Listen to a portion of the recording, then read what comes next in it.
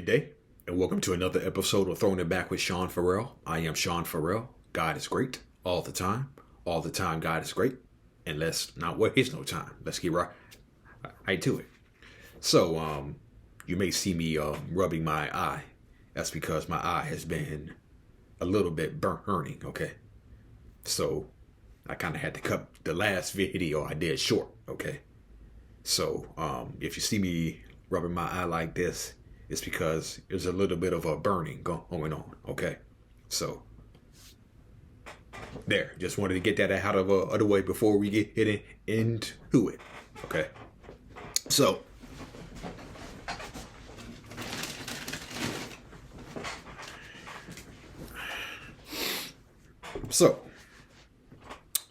Rick Pitino, okay? Rick Pitino started out, I believe, started out his coaching career at Hawaii, okay? But something that would haunt him throughout his college coaching career, NCAA infractions, okay? And Hawaii was facing NCAA infractions in 1977. Rick Pitino was named in 8 of 64 infractions, including free food for students at McDonald's, giving them rides, giving them cars, plane tickets, or whatnot. Okay. So, and Pitino said in 1989 that he didn't regret anything about Hawaii because he did nothing wrong. Okay. So, years later, he actually coached at Boston University too. Yeah, he coached at Boston University. Yeah, he did. So, Rick Pitino actually coached at Boston University. Okay. And I'm going to get extensively into his Boston years with the Celtics in a minute. But he was an assistant for Hubie Brown from 1983 through 1985. So there had been prior experience with the Knicks. Then he went to Providence after the 85 season. Then came back to the Knicks in 87. Okay. And the Knicks had gone 24-58 the previous year. And Hubie Brown was fired during the 87 season. They brought in Bob Hill as the interim coach. Then they bring in Rick Pitino in the offseason, okay?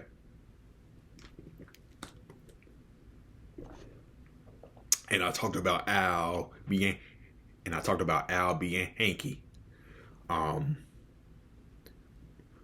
A few days ago,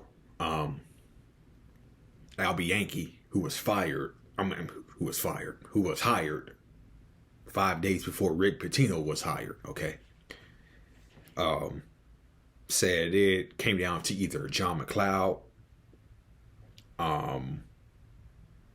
no. It came down to either Rick Pitino or Jim Valvano, okay. So Al Bianchi was looking at 2 coaches, and he decided to go with Rick Pitino. Okay. So, in Rick Pitino's first season, the Knicks started out 0-5, and then they were 14-28 at one point. Then they rallied and finished at 38-44. Okay. And I talked about the how Houston had the Twin Towers. That's what the New York Knicks tried with Ewing and Cartwright in 1988, okay? Because Cartwright was coming off foot injuries the past 2 seasons. Really the past 3 seasons, 85, 86, 87, okay? So, injuries, foot injuries, knee injuries. Cartwright was healthy for 88, so the Knicks tried the Twin Towers with Ewing and Cartwright, but Um, Nonetheless, Rick Pitino had a running style. And Rookie of the Year, Mark Jackson, running that style was perfect for Patrick Ewing, okay? The Knicks shot 567 threes in 1988. But they weren't very good at it because they were only hitting like 31.6% of their threes, okay? So, their defense was pretty good. They were 7th in defense that year. Lost to the Celtics in the first round. Okay. So,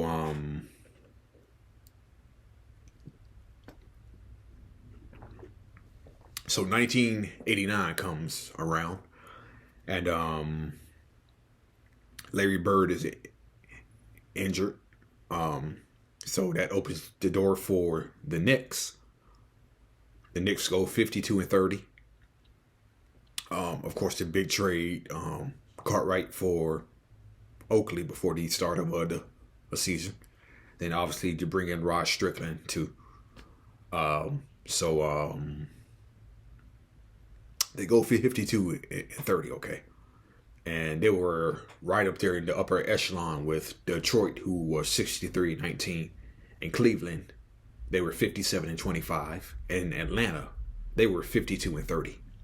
But Atlanta got kicked out in the first round by Milwaukee, okay? Believe it or not.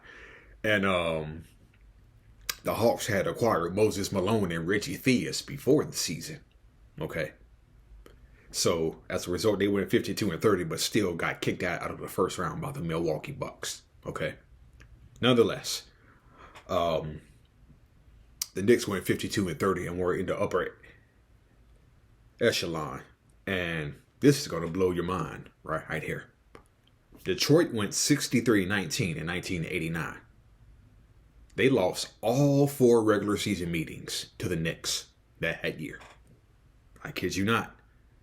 The Pistons were 0-4 against the Knicks in 1989. Okay. So, they sweep Philadelphia in the first round. Charles Barkley missed the last second shot that would have won the game. That would have won the game. And after that, the Knicks celebrated with brooms, walking off the court with brooms in their hands. And that scene where Barkley is laying, has his hands, he's laying on the floor like,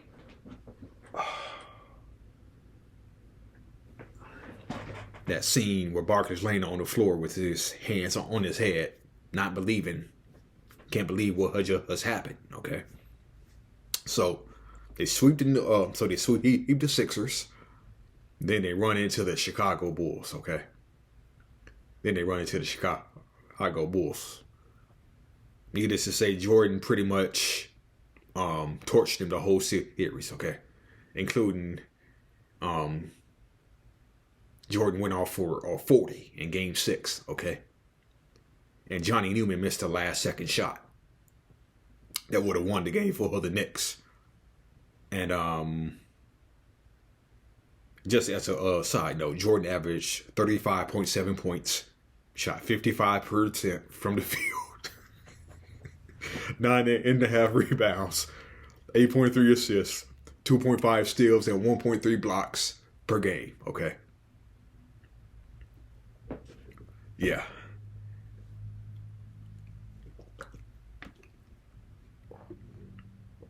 That's Michael Jordan for you. And that's why he's the GOAT. All right, back to Rick Pitino, though. But if the Knicks had beaten the Bulls, okay, remember I just said that the Pistons lost all 4 regular season meetings to the Knicks in 1989. So Pistons Knicks Eastern Conference Finals in 1989 would have been real interesting. But then reports about the relationship between Al Bianchi and Rick Pitino began to surface. Bianchi said that Pitino had been talking about going back to college during the '89 season, and Al Bianchi made some statements like, "Well, if he doesn't want to be here, he doesn't want to be here." Okay, and then Rick Pitino resented the fact that Al Bianchi had control of personnel. He had control of the roster. Okay, then philosophical differences in how things should be run. Al Bianchi thought that a slowdown style would have beaten the Chicago Bulls in '89, and Rick Pitino didn't feel that way. Okay, and Rick said that Rick said that Bianchi wanted John McLeod. Okay, but Stu Jackson, who was Rick Pitino's assistant with Rick Pitino, took over for 1990. Then Stu Jackson gets fired 15 games into the season. Then John McLeod takes over. So go figure.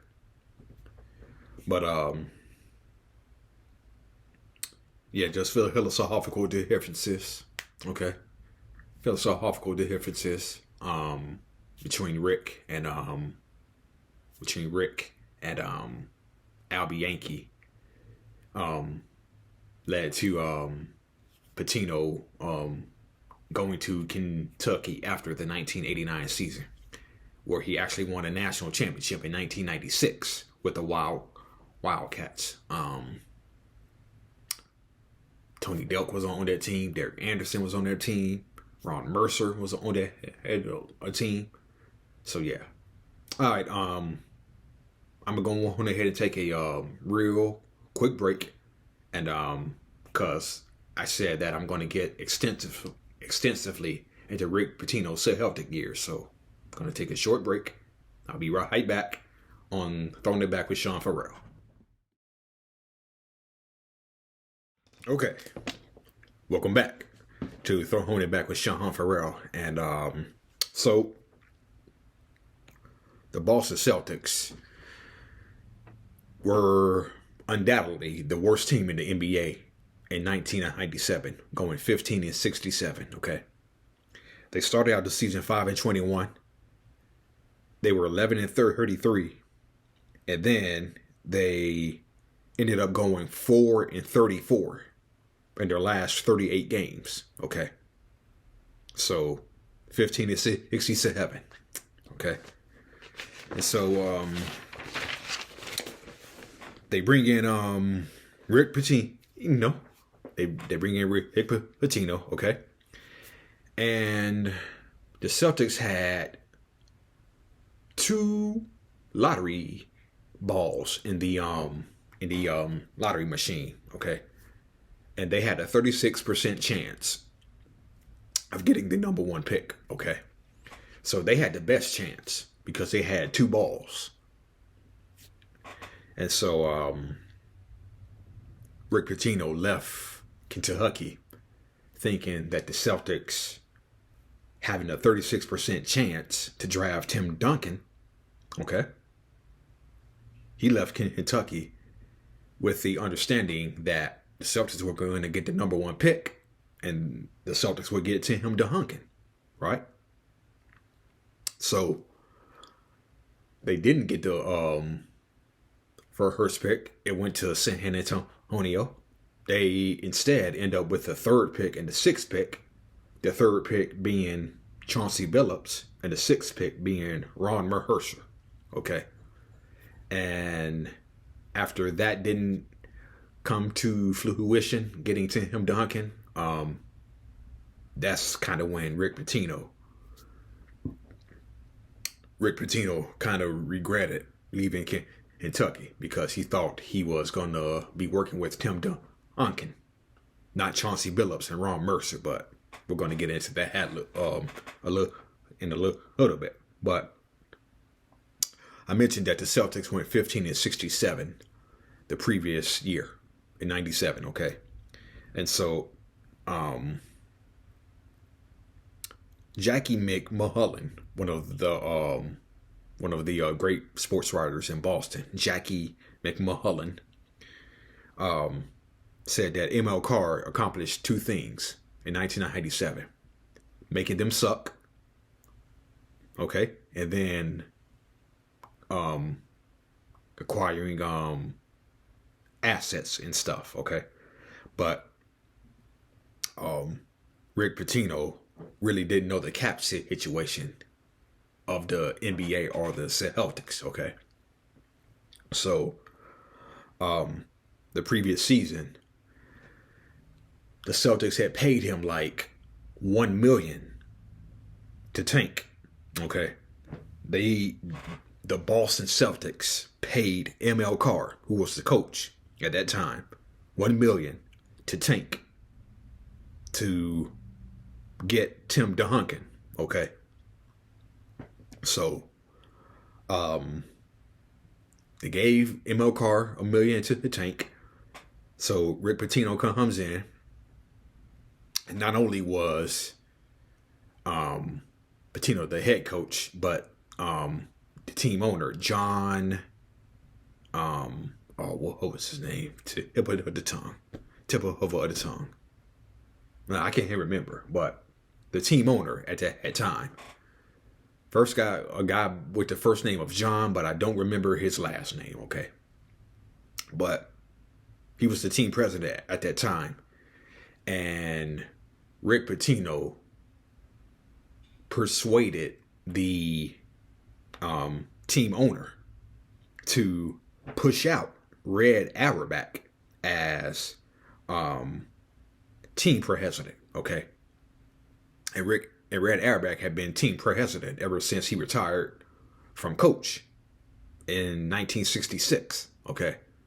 So Rick Pitino convinced Celtics management to push out Red Auerbach, and Red Auerbach became vice chairman, okay? So Rick Pitino has him pushed out, and not only was he the head coach, Rick Pitino was also the team president. And Red Auerbach thought when Pitino left, he would return to the role of team president when Rick Pitino resigned years later. Okay. So he had veterans like D. Brown, Rick Fox, Dana Barros, and the trouble started in preseason. Okay. The trouble started in preseason, okay, when the Celtics lost a preseason game, okay. And this is one of the many scratch your head signings that Rick Pitino made.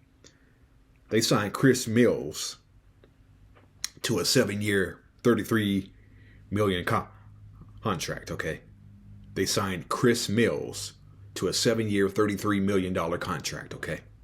Not only that, they also signed Travis Knight to a 7-year, $22 million deal, okay? Before the season, okay?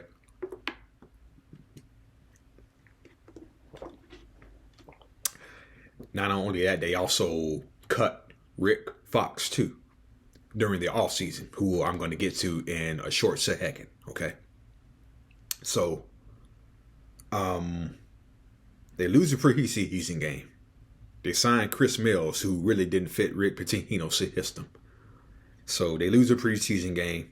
Pitino is throwing stuff. He's cursing. And then it was right then and there that he had lost the team in a preseason game. It was right then and there. He lost the guys. Okay. And so Chris Mills went to him and said, hey, you might want to dial it back a little bit. It's only preseason. Okay. Then Rick Pitino went off, and then Mills was traded to the New York Knicks just a few months later. But he still had the big contract, though. So I want you all to take a look at what Rick Fox had to say about not playing for Rick Pitino, because Open Court did a segment on coaches you are glad that you never played for, and this is what Rick Fox had to say about Rick Pitino. Great coach. I didn't have the chance to in Boston when he came in. Basically got rid of everybody on that team. But to me, I don't think his style fit in the pros. That was deep. Yeah, man. Rick Pitino. I was going to play for Rick. He was going to play for Rick? Yeah. So that's what Rick Fox had to say about not playing for Rick Pitino, who he is glad he didn't play for. And then, I don't know if you heard, but Tracy McGrady said he was actually going to play for Rick at Kentucky. Yeah.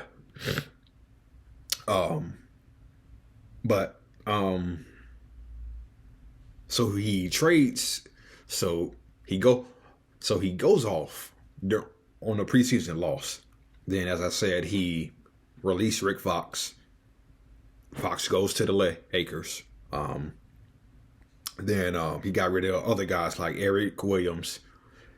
Traded D Brown to the Toronto Raptors. He gave up on Chauncey Billups, who he traded for Kenny Anderson. And Antoine Walker said it was impatience. He was wearing both hats. He was wearing a coaching hat and he was wearing a GM hat. Okay. And the Antoine Walker said the roster jumped up and down. Chris Mills didn't fit Rick Pitino's style. Chris Mills didn't like the practices. He didn't like the style of play. Chris Mills didn't want to press. Okay. And so Rick Pitino wanted to play press defense in Boston. Okay. Dana Barros, who went to Boston College, was in who was playing for his hometown Celtics, was injured. Purvis Ellison was injured too.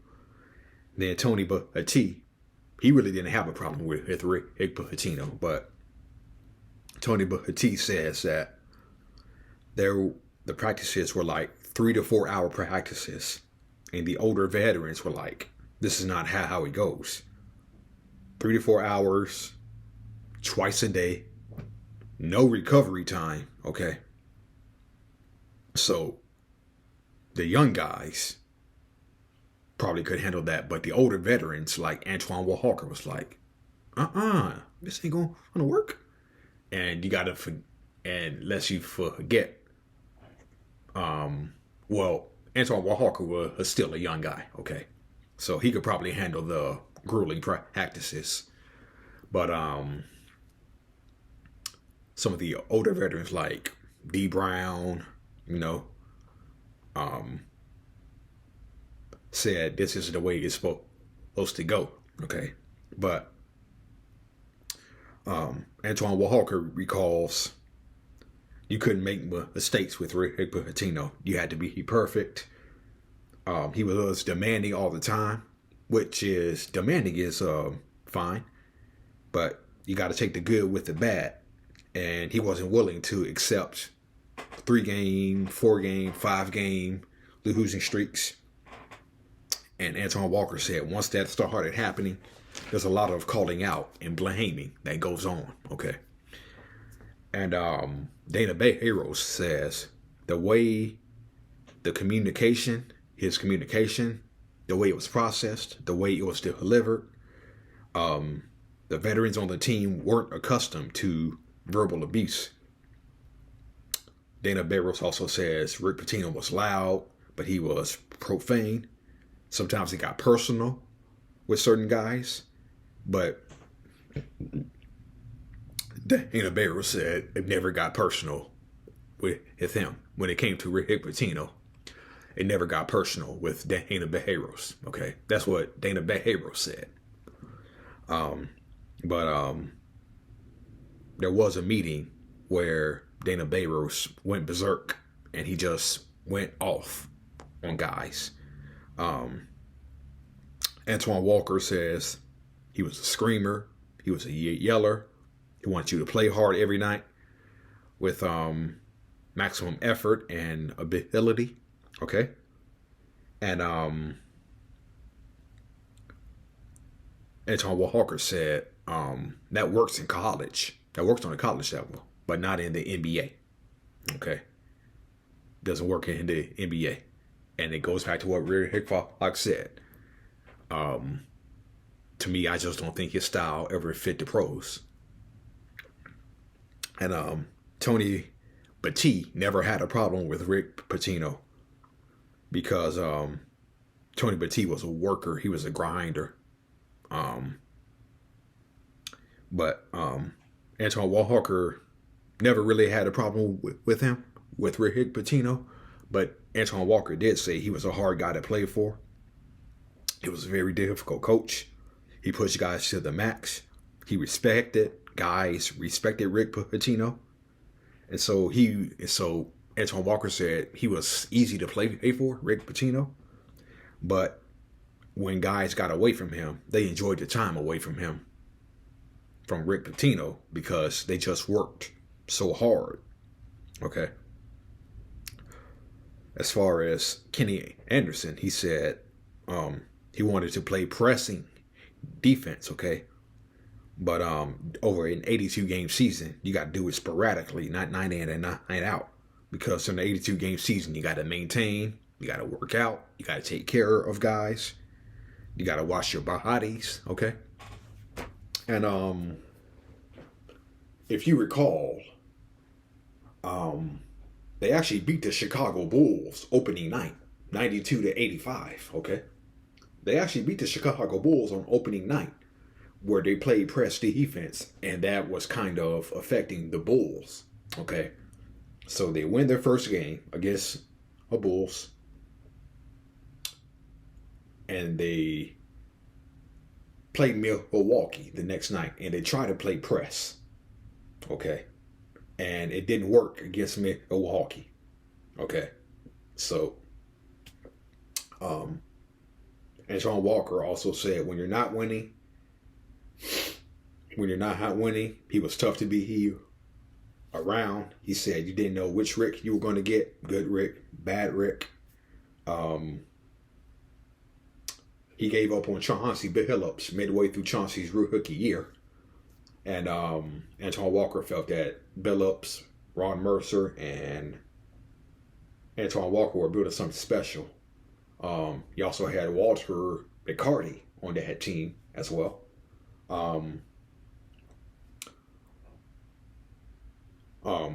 One long-time Boston writer said Rick Pitino never adjusted to the NBA culture. He never adjusted to the Celtics culture. He tried to implement a curfew. And when you have young guys in your 20s with a lot of money, they're not gonna go for all the curfew stuff. And the Celtics players mocked him for it. And Antoine Walker said guys weren't going to obey curfew. Okay. We all know that he wanted to play a press. And then there was a team meeting that was had during the season. Okay. There was a team meeting that was had during the season, during the, I guess, I don't know, 98. And they thought that Dana Barros was bringing in a snitch. That Dana Barros was leaking stuff to the media. Okay. And so Dana Barros went berserk in the meeting, told Rick Pitino that he wanted to be traded. Okay. And Antoine Walker said it was difficult for him because Pitino didn't have a 5-year plan. Okay. He wanted instant gratification. Okay. And when he didn't get that instant gratification, when Rick Pitino didn't get that instant gratification, then that's when everything went haywire, and he didn't like losing. Rick Pitino lost so much in Boston. Okay, so they went 36-46 in 1998, but that was double their win total from 1997. Then the NBA lockout happened, and they went 19-31 in 1999. And then they went 35-47 in 2000. And then he quit in January of 2001 after a loss at Miami, in which the Celtics fell to 12-22. Okay. And then one of the things that Pitino also used to do is he used to call players, the Celtics players, son, and players didn't like that. Okay. Tony Batiste said he loved his passion. He loved Rick Pitino's work ethic, but for some reason they just didn't get over the hump. Okay. And I mentioned how he traded, gave big contracts to people, made some head scratching trades. He traded a unprotected number one for Vitaly Potapenko, okay, from Cleveland. Vitaly Potapenko, because Rick Pitino had to have a center. So he traded an unprotected one for Potapenko, okay. Okay. And so